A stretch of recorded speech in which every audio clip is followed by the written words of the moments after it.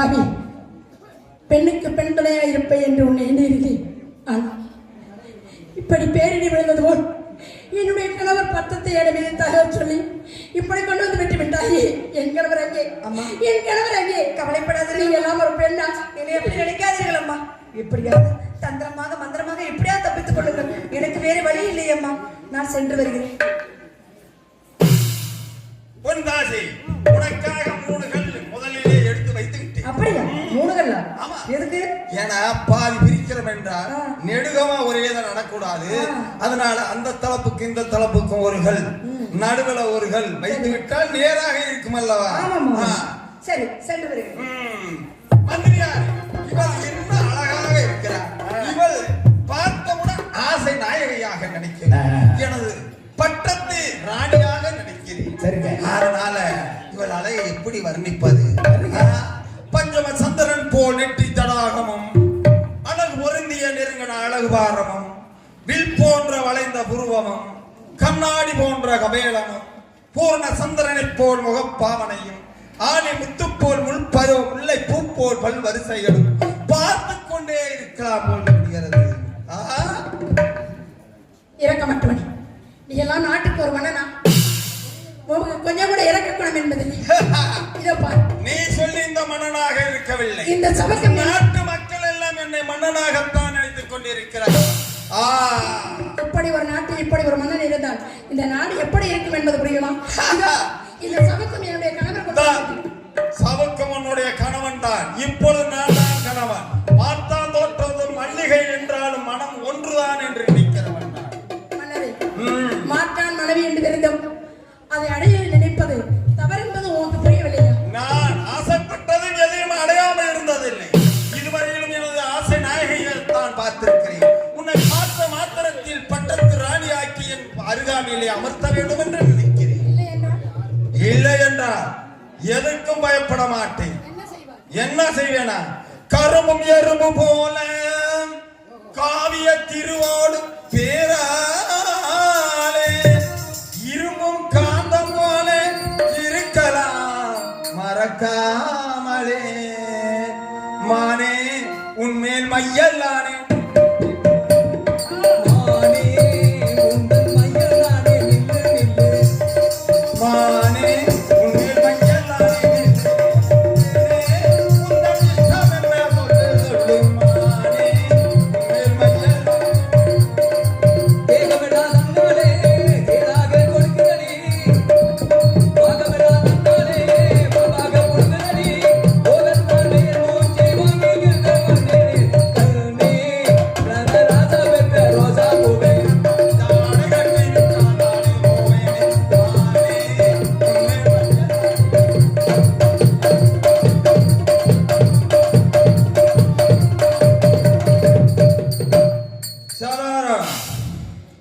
நீயாக சம்மதித்தார் பட்டத்து இளவரசியாக இருப்பார். ஆனால் சம்மதிக்கவில்லை என்றால் தடியால் அடித்து கனிய வைத்தால் சுவை இருக்காது என்று நினைத்தேன். ஆனால் அதையும் செய்ய தயாராக இருக்கிறேன். இப்பொழுது ஒரு கற்பை சூறாடி விடுவேன். மந்திரியாரே, நான் எப்படி தப்பிப்பது என்று நல்ல ஒரு யோசனை. இவனை தப்ப வேண்டும் என்றால் இவனிடம் நன்றாக பேசி இவனிடம் முறைவாடிய பிறகுதான் இவனை விட்டு தப்ப வேண்டும். மன்னரே, இவள் என் ஆசைக்கு இணங்கவில்லை. பக்குவமாக சொல்லி உடனடியாக என்னை திருமணம் செய்ய சொல்லுங்கள். மன்னரே, மந்திரியாரே, அம்மா, இப்படி ஒரு அரசன் இந்த நாட்டுக்கு தேவையா? அம்மா, இவன் உங்களை மட்டுமல்ல, இவன் ஒரு பொம்பளை பொறுக்கி, பயங்கரமான குடிகாரன். இந்த நாட்டுக்குள்ள மன்ற அலுப்பு யாரும் தாங்க முடியல. மா, நீங்க எவ்வளவோ நீங்க எப்படித்தான் நீங்க சமாளிப்பீங்களோ அவனை சமாளிச்சுட்டு நீங்க இங்கிருந்து தப்பிச்சு போற வழியை பாருங்க. மந்திரியாரே, உன் மன்னரை வரை சொல்லு, நான் பார்த்துக் கொள்வேன். அப்படியா? சரி.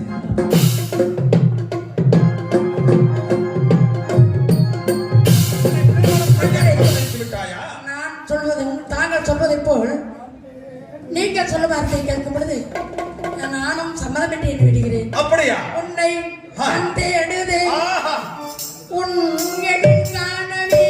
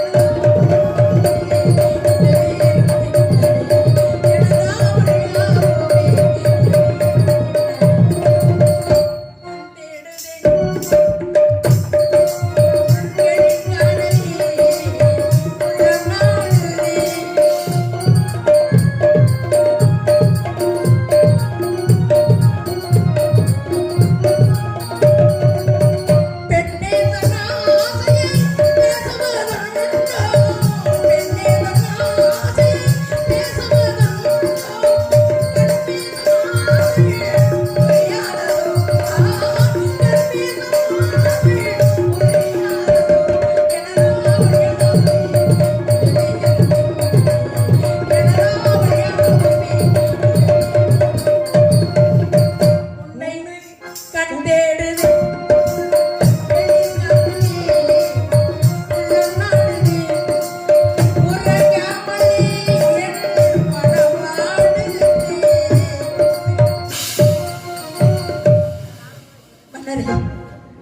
நான் உங்களை அடைவதற்கு சம்மதப்பட்டு விட்டேன். ஆனால் பிறகு என்ன? இப்பவே கல்யாணத்திற்கு நாள் குறித்து நான் சொல்வதை நீங்கள் செய்ய வேண்டும். என்ன செய்ய வேண்டும்? நான் சொல்வதை நீங்கள் செய்ய வேண்டும். என்ன? என் மீது உங்களுக்கு ஆசை இருக்கிறது அல்லவா? அதற்காக என்னை அடைய வேண்டும் என்று என்ன இருக்கிறது அல்லவா? ஆமா. நான் சொல்வதை கேட்க வேண்டும். சொல்வது ஆமா. என்ன சொல்ல போகிறார்? வேற ஒன்றும் இல்லை. நான் வந்து உங்களுடைய இஷ்டத்துக்கு சம்மதித்து விட்டேன். ஆனால் நான் என் இஷ்டத்துக்கு நீங்க சம்மதிக்கணும்ல. உங்களுடைய இஷ்டம் என்னங்கிறது சொன்னாத்தானே சம்மதிக்கலாமா வேண்டாமாங்கிறது தெரியும். உங்களை நான் மனம் செய்ய வேண்டும் என்றால் எனக்கென்று தனியே ஒரு மாளிகை அமைக்க வேண்டும். எதற்காக தனி மாளிகை உங்களுக்காக? நான் 48 நாளைக்கு அங்கே கௌரி விரதம் இருக்க வேண்டும். ஓ, அப்படி என்றால் முதலிலே திருமணம் செய்திருக்கிறேன், அந்த தோஷம் கழிய வேண்டும் என்றால் 48 நாளைக்கு கௌரி விரதம் இருக்க வேண்டும். கௌரி விரதம் இருக்கணும். அந்த ஆண்கள் யாருமே வரக்கூடாது.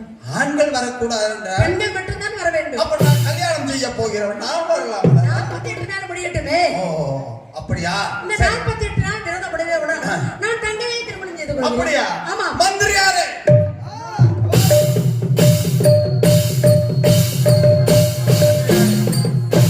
தாங்கள் நல்ல முறையில் அவருக்கு உபதேசம் செய்திருக்கிறேன். ஆகையினால் என்னை திருமணம் செய்து கொள்கிறேன் என்று சொல்லிவிட்டார். ஆனால் 48 நாளைக்கு கௌரி விரதம் இருக்க வேண்டும். ஆகையினால கௌரி விரதத்துக்கு உடனடியாக ஏற்பாடு செய்யுங்கள். மன்னர் பண்ணுவா. இன்னும் ஒரே ஒரு நிபந்தனை. நான் விரதம் இருக்கும் பொழுது இங்கு சிறைச்சாலையில் யாருமே இருக்கக்கூடாது. ஓ, ஆகையினால் இந்த நாட்டில் சிறைச்சாலையில் எத்தனை பேர் இருக்கிறார்களோ அத்தனை பேர்களையும் திறந்து விட வேண்டும். அதாவது விரதம் இருக்கும் போது யார் மனதும் புண்படக்கூடாது. நமது திருமணத்திற்கு அனைவரும் வந்து வாழ்த்த வேண்டும் என்று நினைக்கிறார். அமைச்சரே, இப்பொழுது சிறைச்சாலையில் இருப்பவர்களை எல்லாம் விடுதலை செய்துவிடு.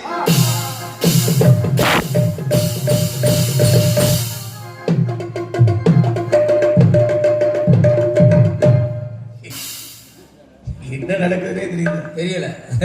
சமூகத்தில் வைக்கிறது அந்த இடத்துல 1000 வராக கொடுக்கதா சொல்லி ஏமாத்தி என்னை கூடி சிறையில் அடைத்து விட்டான். ஐயோ, இப்படி வந்து அகப்பட்டுக்கிட்ட பேர் நினைக்கின்ற பொழுது இப்ப என்னன்னு தெரியல, அத்தனை பேர்த்தையும் விடுதலை செஞ்சுட்டான். எப்படியோ வந்த இடத்துல என் மனைவியை நான் காப்பாற்றி தீர வேண்டும். நிச்சயமா. என் மனைவியை காப்பாற்றி தீர வேண்டும். என் மனைவியை காப்பாற்றி தீர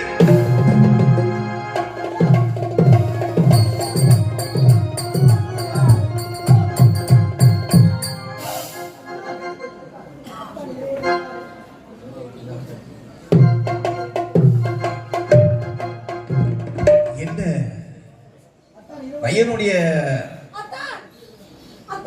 மாளிகைக்கு வந்தோடு ஏதோ ஒரு சத்தம் கேட்கின்றீங்க. சதா, எப்படி அம்மா இங்க வந்து சேர்ந்தாய்? ஐயோ, எப்படி அம்மா?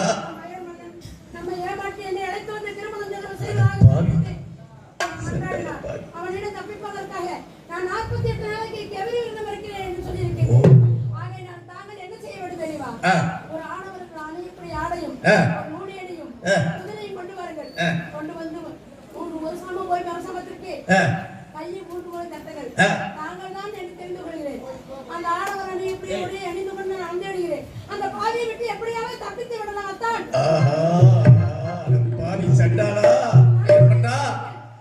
இப்பதான் உடைய சூழ்ச்சி எனக்கு தெரிகிறது. என் மனைவியை கையாள வேண்டும், அவளுடைய கற்பை சூறையாட வேண்டும் என்பதற்காகத்தான் என்னை சிறையில் அடைத்தாயா? ஒருபோதும் நிறைவேறாது, ஒருபோதும் நிறைவேறாது. சதாரம், கவலைப்படாதே. நிச்சயமாக நீ சொன்னது போல் ஆணுடையும் நூலேனையும் பட்டத்து குதிரையுடனே வந்து உன்னை நான் காப்பாற்றுகிறேன். ஆமா, பட்டத்து குதிரை கொண்டு வந்தெல்லாம் ஆணுடைய எதற்காக கேட்டிருப்பான்.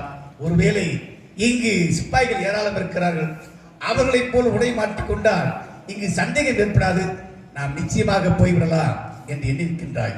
உன்னுடைய எண்ணம் நிறைவேறும். நான் வருவேன், நிச்சயமாக வருவேன், நிச்சயமாக வருவேன்.